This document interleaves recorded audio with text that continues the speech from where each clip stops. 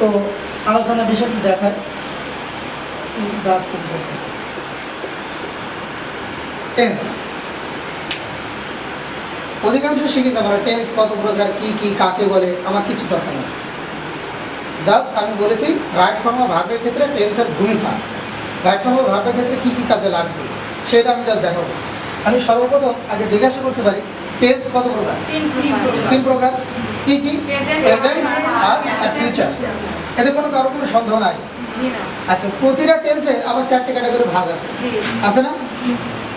প্রতিটা টেন্সে চারটে ক্যাটাগরি ভাগ আছে। একটা আছে ইনডিফিনাইট, একটা আছে কন্টিনিউয়াস, একটা আছে পারফেক্ট, একটা পারফেক্ট কন্টিনিউয়াস, তাই তো নাকি? এখন যদি আমি প্রেজেন্ট বলি, প্রতিটার সামনে প্রেজেন্ট কথাটা উল্লেখ করতে হবে, যেমন present indefinite, present continuous, present perfect, present perfect continuous. তেমনিভাবে পাস্টের ক্ষেত্রে একই বিষয়, আবার ফিউচারের ক্ষেত্রেও একই বিষয়, তাই তো? এবার আমার কাছে কথা হলো, আমি যখন টেন্স শিখবো, প্রেজেন্ট টেন্স আগে শিখবো, তারপরে কি পাস্ট শিখবো, তারপরে কি ফিউচার, নাকি আগে মানে ফিউচার টেন্স শিখবো, তারপরে পাস্ট, তারপরে কি হচ্ছে প্রেজেন্ট, এরকম না। আমি কিন্তু এরকম কায়দায় শিখি না। কারণ আমার কাছে কথা হচ্ছে, যেহেতু প্রতিটা টেন্সের ইনডিফিনাইট আছে না? Present indefinite, past indefinite, future indefinite. তাহলে আমার কাছে কথা হলো, যেহেতু তিনটাই ইনডিফিনাইট রয়েছে, তাহলে তিনটা ইনডিফিনাইট আমি একসাথে শিখি। তবে আমি লিখলাম ইনডিফিনাইট,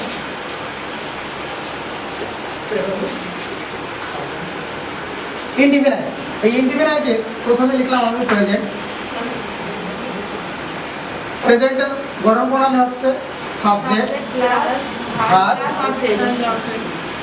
আচ্ছা, এখানে ভার্ব 1 লিখলাম আপাতত, প্লাস অবজেক্ট দিতে পারি। অবজেক্টের এই জায়গায় আমি বলতে পারি নাউন অথবা অ্যাডভার্ব। কথা বোঝা গেল? নাউন অথবা অ্যাডভার্ব। এই অবজেক্টে কিন্তু নাউন অথবা অ্যাডভার্ব বসে। আর সাবজেক্টে অবশ্যই কি বসা লাগে? নাউন বসতে হয়। এটা তারপরে এখানে থাকতে পারে আমরা যেটা বলি এক্সট্রা পার্ট, অনেকে বলে এক্সটেনশন, আবার বাংলা অনেকে বলে অতিরিক্ত অংশ কিংবা বাকি অংশ।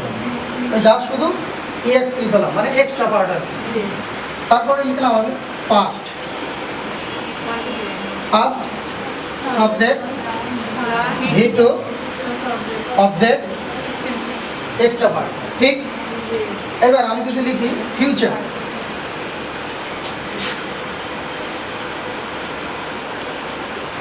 Subject shall oblique will plus V1 plus object plus extra part.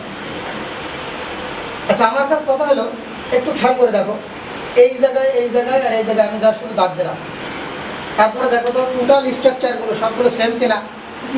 আমি যদি এই জায়গা থেকে এই জিনিসটা বাদ দিয়ে দিই, টোটাল বাদ দিয়ে দিই, তাহলে আমার কাছে কথা হলো কোন স্ট্রাকচারটা কার আমরা কি আর আইডেন্টিফিকেশন করতে পারবো? একেবারে আমাদের আইডেন্টিফিকেশন করা একেবারে ইম্পসিবল, সো ডিফিকাল্ট। কারণ এই তিনটে স্ট্রাকচারে একেবারে সেম, তাই তো? তাহলে আমি যখন ইনডিফিনাইট টেন্স যখন মুখস্থ করবো, কোন জায়গায় মুখস্থ করবো? যেই জায়গায় আমার মুছে ফেলেছি আমি, কিন্তু শুধু ওই জায়গায় কিন্তু পার্থক্য তিনটে স্ট্রাকচারে, ঠিক? তাহলে আমার কাছে কথা হলো, আমি যখন ইনডিফিনাইট টেন্স যখন মুখস্থ করবো, যেই জায়গায় পার্থক্য শুধু ওই জায়গায় মুখস্থ করবো, বাক্যগুলো মুখস্থ করার প্রয়োজন আছে?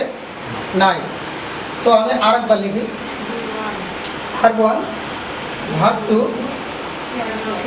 Shall oblique will plus verb 1। এখন আমার কাছে কথা হলো, এখানেও ভার্ব 1 লিখলাম, এখানেও ভার্ব 1 লিখলাম, তাহলে এখানে একটা ঝামেলা থেকে গেল না? তো এই জায়গায় শুধু পার্থক্য শ্যাল অথবা উইল। এই জায়গায় লিখতে হবে মূলত ভার্বের প্রেজেন্ট ফর্ম, ভার্বের প্রেজেন্ট ফর্ম। আর এই জায়গায় মূলত লিখতে হবে ভার্বের বেসিক ফর্ম। আমি কি কথা বলছি মনে হয় বুঝতে পারো নাই? ভার্বের প্রেজেন্ট ফর্ম আর ভার্বের বেসিক ফর্ম এর ভিতরে কিন্তু একটু পার্থক্য রয়েছে। প্রেজেন্ট ফর্মটা কি? যে যার সাথে সরাসরি এস বাই যুক্ত হতে পারে, কিন্তু বেসিকের সাথে কোনো সময় কোনো এস বাই যুক্ত হতে পারে না। কথা বোঝা গেল কেন? যেমন ম্যাথের মূল বেসিক কি? যোগ, বিয়োগ, গুণ, ভাগ, এগুলো কিন্তু বেসিক জিনিস। বেসিক জিনিস না? তার পরবর্তীতে আমরা অনেক কিছু গুণ আর যোগ মেলাই হতে পারে, ভাগ আর বিয়োগ মেলাই হতে পারে কিনা? কেন? এইগুলো হচ্ছে বেসিক জিনিস। তো এই জায়গায় কিন্তু বেসিক জিনিস হতে পারবে না, এস বাই এস ফর্ম বসতে পারে, বাট এই জায়গায় কিন্তু এস বাই এস ফর্ম বসতে পারবে না। কথা ক্লিয়ার? এখন আমি কিছু সেন্টেন্স লিখবো আর কি এই আলোকে। তখন প্রেজেন্ট ইনডিফিনাইটে যদি এখন আমি গঠন প্রণালী বলতে পারি, স্কুল নিয়ে কি সমস্যা? Subject plus verb one plus object plus extra part, আর পাস্টে হচ্ছে subject plus verb two plus object plus extra part. আচ্ছা, ফিউচারে subject plus shall oblique will plus verb one plus object plus extra part. এই জায়গাটা আমরা verb one বলতে পারবো না, সেই জায়গায় কী বলবো? এই জায়গায় ভার্বের বেসিক ফর্ম, ভার্বের বেসিক ফর্ম। আচ্ছা, এখন আমি যদি কিছু বাক্য লিখি, কাইন্ডলি একটু খেয়াল করবো। আমি যদি এই জায়গায় স্ট্রাকচারটা থাকার দরকার ছিল, তারপরেও লিখতে পারছি না, মুছে দিই কিছু আছে। ছোট্ট একটা বাক্য লিখলাম, ধরো they play cricket, they play cricket in the field. বাক্যটা মানা মনে হয় সকলেই জানো, একেবারে ইজি বাক্য লিখেছে না? আমি কিন্তু বলেছি যে একেবারে ইজি ওয়েতে আমি জাস্ট টোটাল টেন্সটা একটু ধারণা দেবো। একটু খেয়াল করো, এইটা আমাদের কি? সাবজেক্ট, এইটা ভার্ব, এইটা অবজেক্ট, আর বাকিটা এক্সট্রা পার্ট, ঠিক? তাহলে আমি লিখলাম সাবজেক্ট, এটা লিখলাম ভার্ব, লিখলাম অবজেক্ট, আর বাদ বাকিটা এক্সট্রা পার্ট। এখন প্রশ্ন হচ্ছে, এটা কি ভার্বের কত নম্বর রূপ? এক নম্বর রূপ, অর্থাৎ ভার্বের প্রেজেন্ট ফর্ম, তাই তো? আচ্ছা, এখন এই জায়গায় আমি যদি বলি ভার্ব ওয়ান, তাও তো সমস্যা নেই, আছে নাকি? সমস্যা নাই। কিন্তু এখন আমার কাছে কথা হলো, এই বাক্যটা এই প্রেজেন্টেও ভার্ব ওয়ান, আবার ফিউচারেও ভার্ব ওয়ান। এখন এই যে টোটাল স্ট্রাকচার অনুসারে এই যে সাবজেক্ট প্লাস ভার্ব ওয়ান, এখানে দেখো সাবজেক্ট প্লাস ভার্ব ওয়ান, এখানেও সাবজেক্টের পরে ভার্ব ওয়ান। তো এইটা আমরা কি ফিউচার ইন্ডিপেন্ডেন্ট বলবো না প্রেজেন্ট ইন্ডিপেন্ডেন্ট বলবো? কারণ কি? মূল বিষয় হচ্ছে ফিউচার ইন্ডিপেন্ডেন্ট শ্যাল বা উইল থাকবে, বাট প্রেজেন্ট ইন্ডিপেন্ডেন্ট শ্যাল বা উইল থাকবে না, তাই তো? কথা এটা আমি আপাতত মুছে দিই। তারপরে এখন যদি আমরা এই বাক্যটায় এই স্ট্রাকচার অনুসারে রূপান্তর করি, বলো তো আমাদের কোন জায়গায় চেঞ্জ করতে হবে? শুধু এই জায়গায় না, বাদ বাকি আর কোনকে চেঞ্জ করা লাগবে? কোনো কিছু চেঞ্জ করা লাগবে না, জাস্ট আমি শুধু এই ডট ডট দিলাম। ছোটোবেলা আমরা ঐকিক নিয়ম অঙ্ক করেছি, গুণ অঙ্ক করেছি, ডট ডট দিয়েছে না? ডট ডট বলতে উপরে যেটা আছে নিচে ঠিক একই কথা। তেমনিভাবে এই জায়গায় শুধুমাত্র আমরা যদি এখন এই স্ট্রাকচার অনুসারে রূপান্তর করি, এই ভার্ব টুটা লিখতে হবে। তাহলে প্লেয়ার ভার্ব টু কি? প্লেইড, ঠিক? আবার বাদ বাকিটা যা আছে তাই, তাই তো নাকি? তাহলে আমার কাছে কথা হচ্ছে, আমি পুরো টেন্সটা পরিবর্তন করলাম, শুধু এক জায়গায় পরিবর্তন করলে আমার টেন্স পরিবর্তন হয়ে যাচ্ছে। আচ্ছা, তারপরে এটাও মুছে দিলাম। এবার এসে আমি এই সেন্টেন্সে রূপান্তর করবো বা এই টেন্সে রূপান্তর করবো। তাহলে এই টেন্সে যদি এখন রূপান্তর করতে যাই, তাহলে প্রথমে লিখতে হবে কি? সাবজেক্ট, সাবজেক্ট লিখলাম হচ্ছে দে, লেখা হয়ে গেল এই ডট ডট মানে এটা। তারপরে লিখবো শ্যাল অথবা উইল, কোনটা লিখবো? শ্যাল লিখলে সমস্যা কি? কে বলতে পারো? কে বলতে পারো? শ্যাল লিখলে সমস্যা কি আমাকে?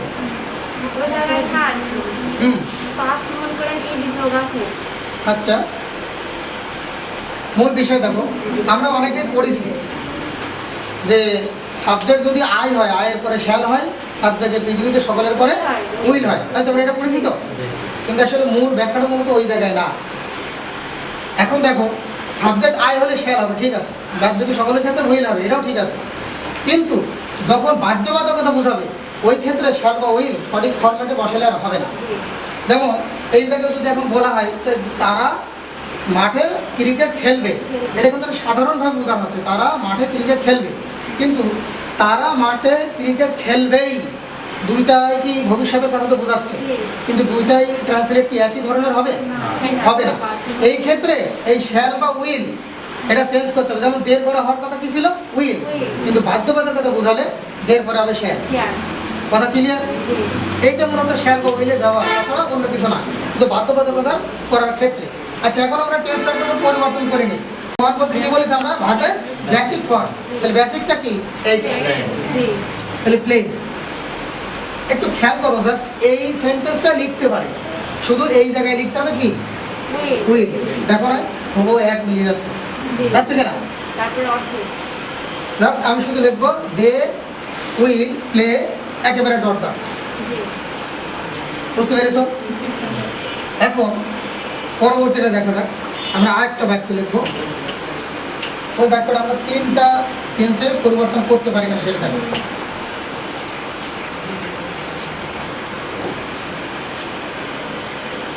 একেবারে সহজ কেউ একটা বাক্য বলো তো, সহজ বাক্য, যে বাক্যটা আমরা সকলে বুঝতে পারি, কেউ বলতে পারবা? আই ইট রাইস, তাই তো? এটা লিখলাম, ঠিক আছে। আই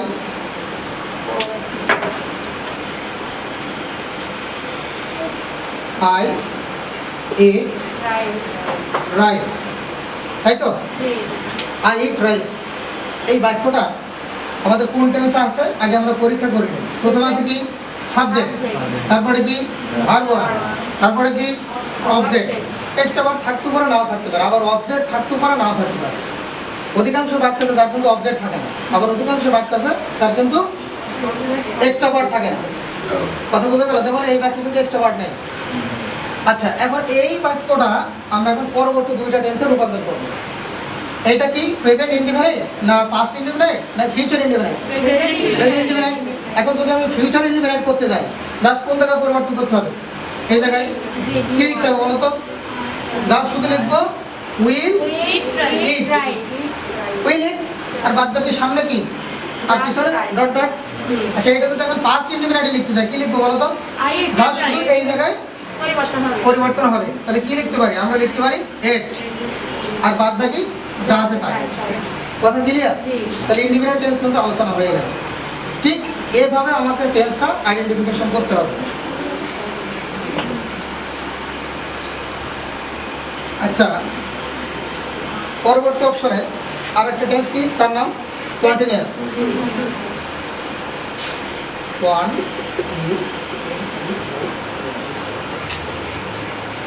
এই কন্টিনিউয়াস কয়টা টোটালে?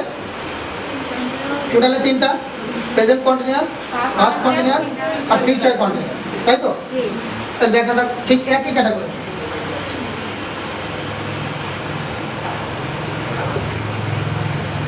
Subject is are plus verb, তার সাথে কি হবে? ING plus object extra verb, তাই তো?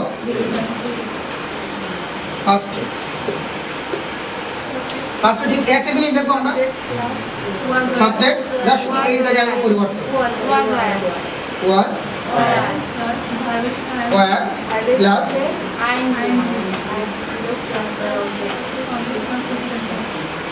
এটা, তারপর আসলে কি ফিউচার,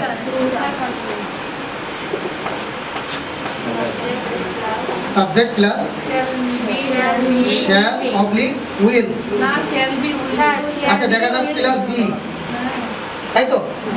শ্যাল অবলিক উইল যেখানে একটা হবে তার সাথে বি হবে, তাই তো? আর শ্যাল উইল আমরা বললাম না, শুধু শ্যাল অবলিক উইল তারপরে বি প্লাস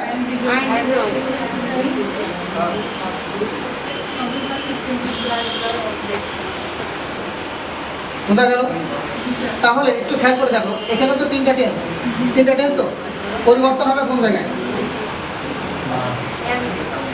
একটু খেয়াল করে দেখো তো, যদি এই তিনটা যদি মুছে ফেলা যায় তাহলে তিনটা স্ট্রাকচারে কি সমান হয়ে যাবে কিনা? এখানে সাবজেক্ট আছে ভার্বের সাথে আইএনজি অবজেক্ট এক্সট্রা ভার্ব, এখানে সাবজেক্ট আছে ভার্বের সাথে আইএনজি অবজেক্ট এক্সট্রা ভার্ব, এখানেও সাবজেক্ট আছে ভার্বের সাথে আইএনজি অবজেক্ট এক্সট্রা ভার্ব।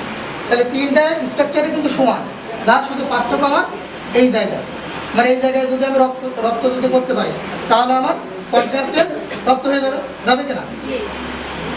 আচ্ছা, তাহলে এখন আমি একটা যদি বাক্য লিখি, সহজ একটা বাক্য, এর আগের বাক্য কি লিখছিলেন? I eat rice. ওই বাক্যটাই এখন আমরা কন্টিনিউয়াসে রূপান্তর করব। কি লিখতে পারি? I am eating rice. খেয়াল করো, আই অ্যাম ইটিং রাইস, এটা হচ্ছে সাবজেক্ট, তারপরে এম অথবা ই অথবা আর। আমাদের একটা নির্দিষ্ট একটা আইডেন্টিফিকেশন করার একটা নিয়ম আছে, যেমন আয়ের পরে হবে am, third person singular number হলে হবে ইজ, বাদ বাকি সকলের ক্ষেত্রে হবে আর। তাহলে সেক্ষেত্রে আয়ের পরে দিয়েছি আমি এম, এবার দেওয়া হয়েছে ভার্বের সাথে আইএনজি, তাহলে ইট ছিল তার সাথে আইএনজি যোগ করলাম, তারপরে হয়েছে অবজেক্টটা দিলাম, এই বাক্যে এক্সট্রা পার্টটা নাই। এখন যদি আমি এই বাক্যটা এই টেন্সে রূপান্তর করতে যাই তাহলে জাস্ট কোন জায়গায় রূপান্তর চেঞ্জ করা লাগবে? শুধুমাত্র এম এর জায়গায় চেঞ্জ করা লাগবে, ঠিক? তার মানে কি লিখতে হবে বলতো? আই ওয়াজ ইটিং রাইস, ঠিক আছে? আচ্ছা, এখন এই বাক্যটাই আমি এখন ফিউচার কন্টিনিউয়াসে রূপান্তর করব। তাহলে কি হবে বলো তো? যা শুধু এই ওয়াজ এর জায়গায় শ্যাল অথবা উইল বি, তাহলে এখন লিখবো শ্যাল বি, তাই তো? তাহলে I shall be eating rice. কথা ক্লিয়ার? আচ্ছা, এখন যদি আমরা নতুন আরেকটা বাক্য দিই, তাহলে সেই বাক্যটা আমরা চেঞ্জ করতে পারবো কিনা দেখা যাক।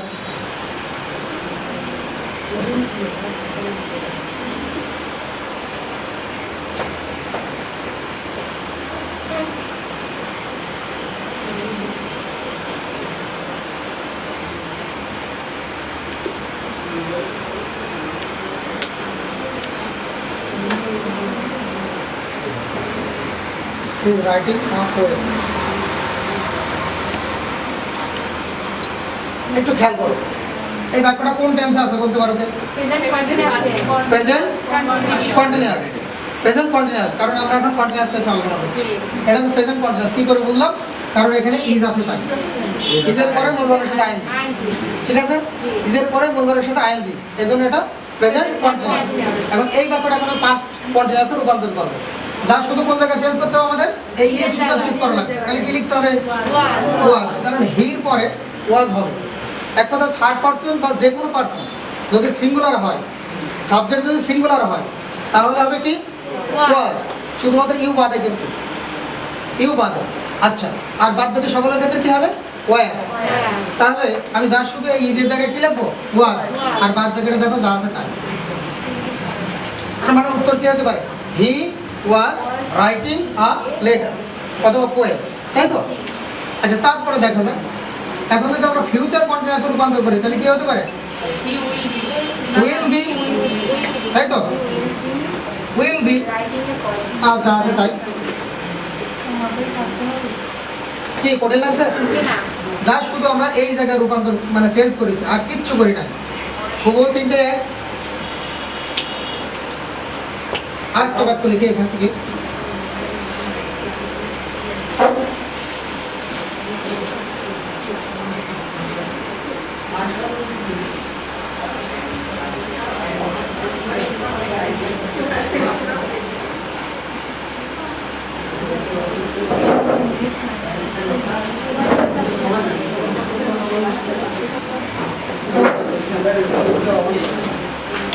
she was teaching in the class, ঠিক তো?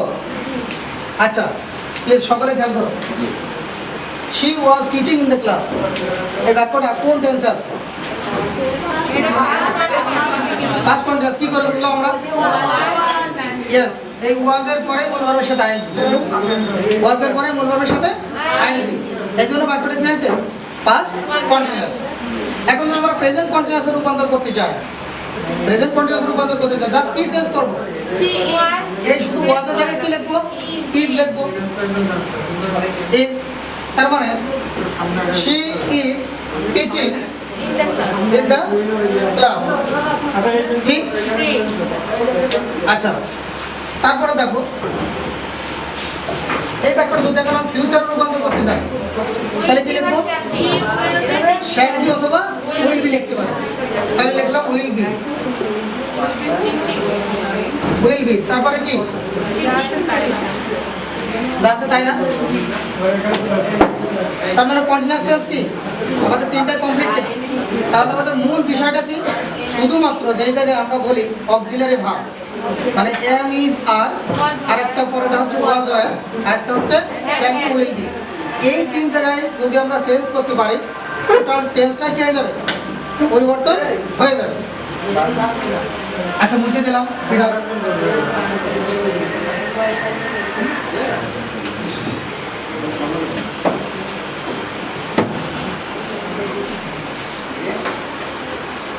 এবার আমাদের পরবর্তী যে আরেকটা টেন্স আছে, সেই টেন্সটার নাম কি? পারফেক্ট।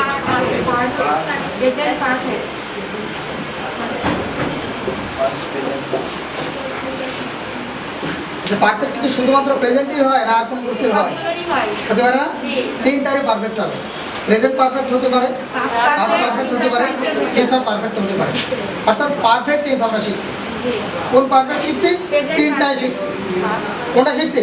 তিনটাই শিখছি। যখন আমি ইনডিফিনাইট আলোচনা করেছি, আমি কি শুধুমাত্র বলেছি প্রেজেন্ট ইনডিফিনাইট? একবার একবার বলেছি ইনডিফিনাইট, অর্থাৎ তিনটে ইনডিফিনাইটে আমি আলোচনা করেছি। তারপর বললাম যে কি কন্টিনিউয়াস। কন্টিনিউয়াস যখন বলেছি তখন কি আমি স্পেসিফিক একটা কন্টিনিউয়াস বলেছি না তিনটা কন্টিনিউয়াসে আমি রূপান্তর করেছি। এবার এখন দেখাবো যে পারফেক্ট টেন্স।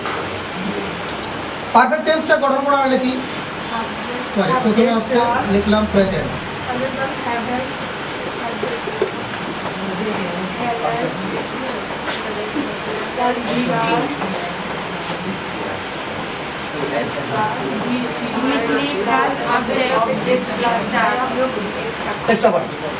ঠিক আছে? অনেকে আবার আফটার বিফোরদের সাথে সংযুক্ত করতে পারে, ওটা পরের বিষয়।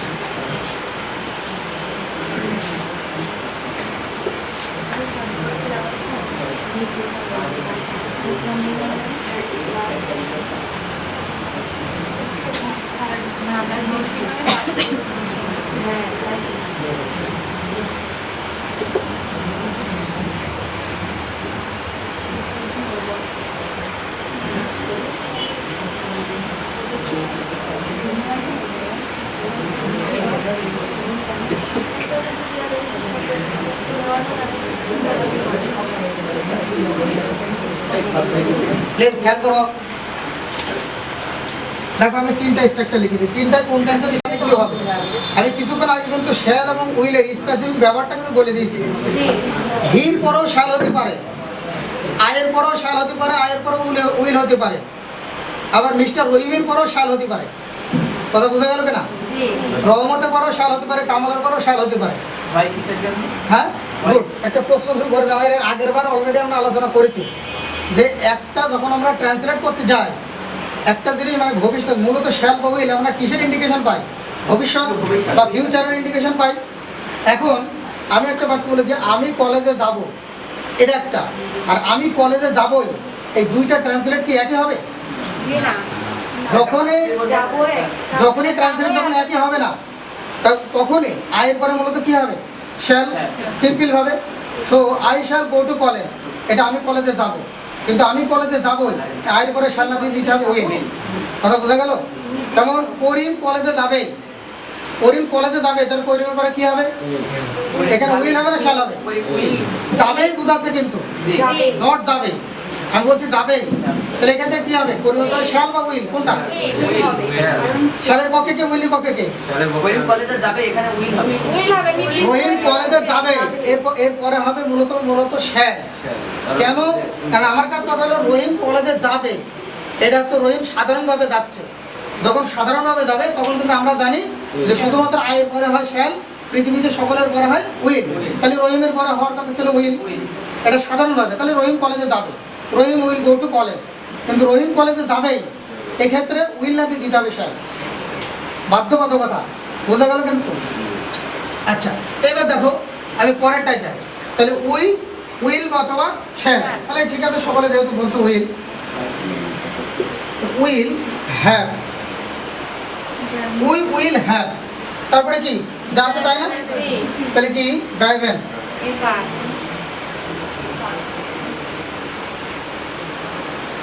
ক্লিয়ার? আচ্ছা, এখন যদি আমি একটা বাক্য লিখি, এখন তোমাদের তো পরিবর্তন করা হয়নি,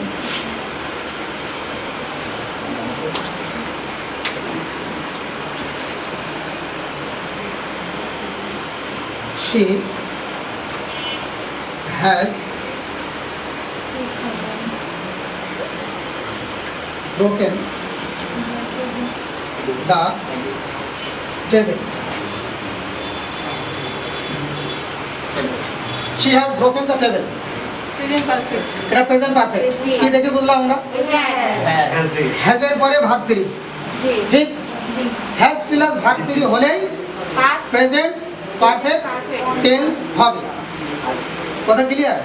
হ্যাজ প্লাস ভার্ব 3। আচ্ছা, এটা হচ্ছে প্রেজেন্ট পারফেক্ট টেন্স। এখন যদি এটা পাস্ট পারফেক্টে রূপান্তর করতে চাই, কি চেঞ্জ করব? যা শুধু হ্যাজের জায়গায় কি হ্যাড লিখবো, তাহলে আমি ডট ডট লিখতে পারি। She had broken broken the table. বোঝা গেল? এখন যদি এই বাক্যটায় আমরা ফিউচার পারফেক্টে রূপান্তর করতে যাই, যা শুধু এই জায়গায় চেঞ্জ করা লাগবে, কি লিখতে হবে? শাল বা উইল, তাহলে উইল হ্যাভ, যা আছে তাই।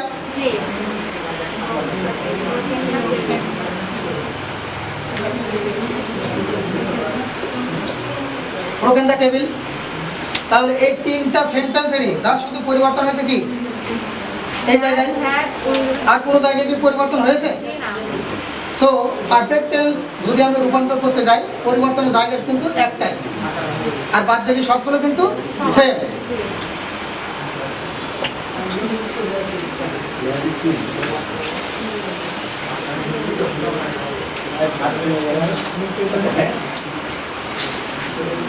এখন একটা বাক্য লিখবো আমরা। অলরেডি ইনডিফিনাইট, কন্টিনিউয়াস আর পারফেক্ট তিনটে আলোচনা করেছি না? ইনডিফিনাইট, কন্টিনিউয়াস আর পারফেক্ট তিনটে আলোচনা করিস তো। এখন পারফেক্ট কন্টিনিউয়াসটা আমরা পরে রাখি। এই তিনটা যেহেতু আমরা শিখে ফেলেছি, এই তিনটা আমরা পরিবর্তন করতে পারি কিনা একটু মানে দেখা যাবে। প্রথমে একটা বাক্য লিখেছিলাম, আই ইট রাইস, তাই তো? এই বাক্যটা আমরা লিখেছিলাম প্রথমে। এখন এই বাক্যটা আমাদের কোন টেন্স আছে? Present indefinite. প্রেজেন্ট ইনডিফিনাইট আমরা গঠন কেবল মাত্র শিখেছি যে সাবজেক্ট প্লাস ভার্বের প্রেজেন্ট ফর্ম প্লাস সাবজেক্ট অথবা এক্সটেনশন, যে কোনো একটা হতে পারে, তাহলে সেটা হবে প্রেজেন্ট ইনডিফিনাইট। এই বাক্যটা এখন আমরা প্রেজেন্ট কন্টিনিউয়াসে লিখবো। কিসে লিখবো? Present continuous. প্রেজেন্ট কন্টিনিউয়াস কি জানলাম আমরা? সাবজেক্টের পরে am is are, am is are এর পরে মূল ভাবের সাথে আইএনজি। তার শুধু এই বাক্যটা লিখবো, আই এম ইটিং রাইস। এই বাক্যটা এখন আমরা লিখবো প্রেজেন্ট পারফেক্টে। কিসে লিখবো? প্রেজেন্ট পারফেক্টে।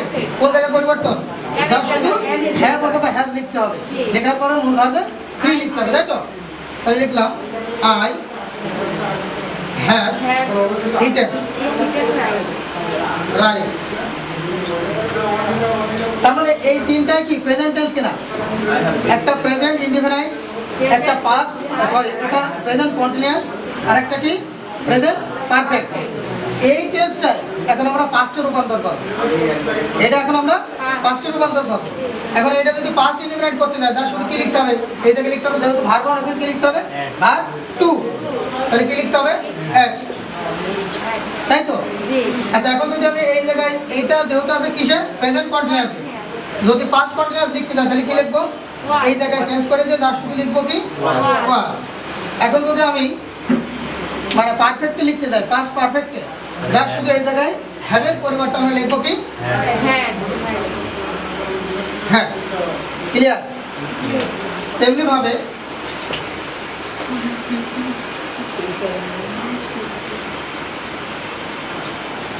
এখন আমরা পরের টেন্সে যাই, পারফেক্ট কন্টিনিউয়াস।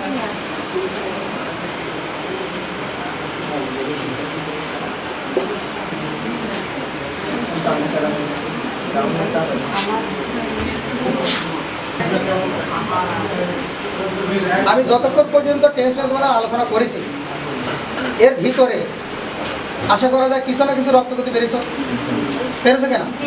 তেমনিভাবে আমাদের ইন্টারমিডিয়েটে যে সিলেবাস বোর্ড কর্তৃক নির্ধারিত এই তিনটে স্ট্রাকচার, আমি কিন্তু টোটাল পৃথিবীর যতগুলো ডিগ্রিতে ফর্মেটগুলো আছে আর কি, এই ফর্মেটটাকে দুই ভাগে বিভক্ত করে দিয়েছি। এখানেও কিন্তু শর্ট টেকনিক আছে। ডিগ্রিতে অনলি যদি 2টা ক্লাস করানো হয় তাহলে ডিগ্রির বিষয়ে আর কিছু থাকে না, কথা বোঝা গেল? তারপরে আছে ভয়েস সেন্স, মানে প্রাসঙ্গিক সেন্টেন্সের ভিতরে কিন্তু ভয়েস সেন্স আছে কিনা? হ্যাঁ, প্যাসেজ ভয়েস না, ওটা narration. Passive narration, narration by speech. এখন এই ভয়েস সেন্স, এই ভয়েস সেন্সটা কি অ্যাক্টিভ আর প্যাসিভ, আর কিছু আছে পসিভ প্যাসিভ আছে, যেগুলো অনেকে ধরে যে এটা কী হবে ওটা কী হবে, আসলে মূলত ওইটা স্পেসিফিক নিয়ম না। মূল বিষয় হচ্ছে অ্যাক্টিভ আর প্যাসিভ। এই অ্যাক্টিভ আর প্যাসিভ এও কিন্তু টেন্সের সাথে ওতপ্রোতভাবে জড়িত।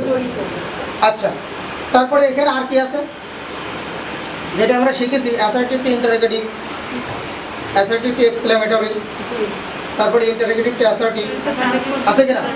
মানে ট্রান্সফরমেশন সেন্টেন্সের টোটাল বিষয় এখানে কিন্তু আছে। তো আমাদের এগুলো সবগুলোরই মানে শর্ট শর্ট টেকনিকে এখানে আলাপ আলোচনা করা হয় এবং হবে আর কি। কোনো টপিক্সে আমাদের এখানে বাদ রাখার মতো কোনো ইয়ে নাই, এবং একটা টপিক্সেও কোনো স্টুডেন্ট বুঝতে পারবে না এমন কোনো বিষয়ে আমরা এখানে আলোচনা করি না, আর সেই কাজে হবে না। কথা বোঝা গেল কিন্তু?